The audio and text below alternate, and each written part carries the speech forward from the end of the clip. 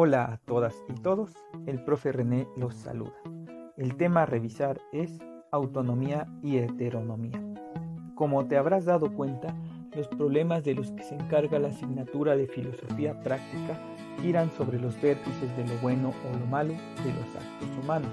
Así que aplicar un criterio sobre lo bueno o lo malo se sienta a partir de juzgar el comportamiento humano como un proceso social de normas que se deben aceptar, en el que se consideran contexto, intención, el acto moral, los valores, la libertad, etc., que llevaron a X a actuar de esa forma con Y o viceversa. Los temas del bloque 1 abren el panorama e importancia que tiene emitir argumentos sólidos sobre un tema u otro, considerando la orientación y las condiciones bajo las que se puede evaluar la acción misma. A decir de esto, intervienen dos conductas: la acción humana en el sentido autónomo y la acción humana en el sentido heterónomo. Ambas tienen relación con la libertad, la cual sirve de base para describir el tema de autonomía y heteronomía. Veamos en qué consiste y para qué sirve la autonomía y heteronomía. El ser humano en un día normal se enfrenta a una serie de decisiones, simples o complejas. Por ejemplo, decisiones simples: escuchar algún tipo de música, la ropa que se usará, comer una torta o una semita, etc. Las decisiones complejas: la excusa que dirá si lo capturan haciendo trampa en un examen, decir la verdad a sus padres sobre el número de materias que les robó, entregar el teléfono que encontró en el salón, etc. En primer lugar, podemos observar que la decisión está directamente condicionada por dos tipos de elección: la elección autónoma y la elección heterónoma, ya que una depende de la decisión individual y la otra de la decisión colectiva. A saber, ambas obligan al individuo a poner en una balanza lo que hará, pero directa o indirectamente la decisión se toma considerando la premisa de la conciencia moral colectiva. La conciencia moral colectiva se conjuga con la conciencia moral individual. Tomaremos el ejemplo de Lawrence Kohlberg, 1927-1987, para el desarrollo de una moral consciente y la toma de decisiones. Número 1. La moral preconvencional. Se asocia directamente con evitar castigos y obtener recompensas. Ejemplo: los niños, al momento de seguir las reglas e indicaciones, asocian su buen comportamiento con recompensas para evitar los castigos. Número 2. La moral convencional. Es el tipo de comportamiento ya interiorizado en el que se obedecen las reglas para complacer a los demás. Ejemplo: cuando los adolescentes respetan los mandatos, reglas de sus padres de obtener buenas calificaciones y portarse bien, con ello satisfacen a los demás y siguen las reglas. 3.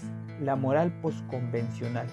En ella interviene la madurez del individuo, en la que se basa para tomar decisiones de manera autónoma, a partir de distinguir conscientemente lo bueno de lo malo, de acuerdo al criterio social.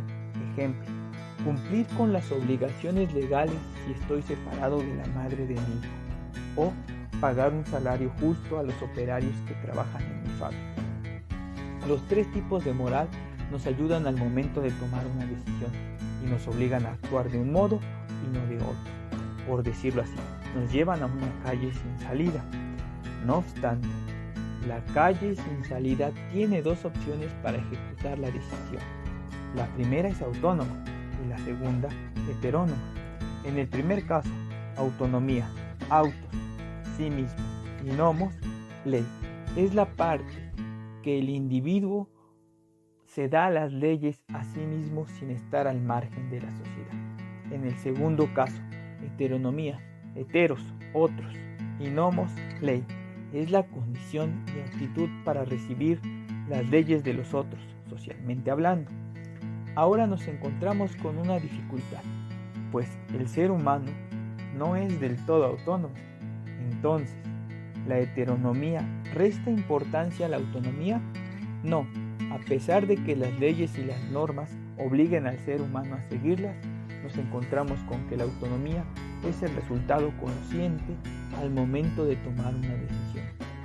Así, hablar de un nomos moral, leyes sociales, dicta que la autonomía se puede ir conquistando en la medida en que el ser humano analice, sintetice, explore y solucione un problema, tome una decisión con espíritu crítico. Mucho se dice sobre la autonomía crítica e incluso sobre la heteronomía crítica, pero poco se precisa. Pongamos un ejemplo para que sea más ilustrativo. La autonomía de las universidades. Es obvio que las universidades son autónomas en la medida en que toman sus propias decisiones organizativas, legislativas y administrativas. Un contraejemplo de tomar las propias decisiones es un restaurante, ya que tiene que seguir las normas que establece la Canidad y todos los requisitos para organizarse y administrarse o recibir a sanciones. Lo que notamos es que ambos ejemplos, en el primero se hace uso del principio autónomo, internamente hablando y externamente hablando, y en el segundo del principio heterónomo, que solo toma en cuenta lo externo, las leyes de los demás. Retomando ambos términos, autonomía y heteronomía, desde el punto de vista crítico, diremos que la compatibilidad es posible, considerando que la heteronomía rige las conductas que se deben obedecer individual y colectivamente. Esto puede llevarse de manera crítica. Primero, identificando un problema que afecte a varios. Segundo, analizando las características del problema y escuchando los diferentes puntos de vista. Y tercero, definiendo una solución que ayude a dar salida al problema que afecte a todos. Por ejemplo, exigir al presidente auxiliar que entregue las cuentas de la comunidad, pues el pueblo cada vez es más pobre. Señalar las obligaciones de un profesor que en lugar de enseñar su asignatura se desvía de los temas y cuenta su vida. O cosas que no vienen consideradas en su programa de estudio. Lo que notamos es que la autonomía no se aleja de la heteronomía, de hecho, menos cuando se hace buen uso del espíritu crítico, siempre que exista un problema. Así, la autonomía atraviesa por las siguientes fases. Número 1. La niñez. El niño siempre obedece el criterio heterónomo, pues todo el tiempo sigue los mandatos de otros. B.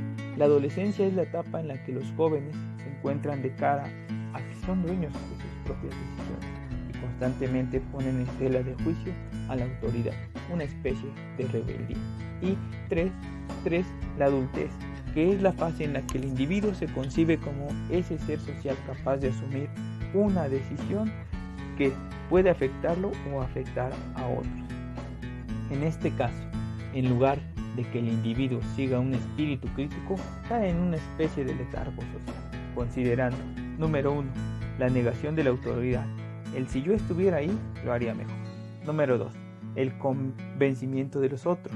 El caudillismo disfrazado de interés colectivo y que solo busca intereses individuales. Y 3, mantenerse al margen de lo que supuestamente no le afecta. Que el mundo gire mientras no me afecte. En resumen, la autonomía y la heteronomía son centrales en filosofía práctica, sobre todo al momento de tomar una decisión, pues a partir de cierta madurez moral, el ser humano conquista un equilibrio individual y colectivo, es decir, las decisiones pasan de lo autónomo a lo heterónomo y viceversa. Así que cuando la voluntad actúa en consecuencia de mi decisión y asume las consecuencias, estamos en el terreno de la moral autónoma. Y cuando la voluntad se rige por las condiciones o situaciones que no puedo controlar para tomar una decisión, costumbres, normas, valores, etc., estoy en el terreno de la moral heterónoma. Es así como funciona la sociedad para que no exista un caos y se juzgue individual o colectivamente un problema que requiere de una solución.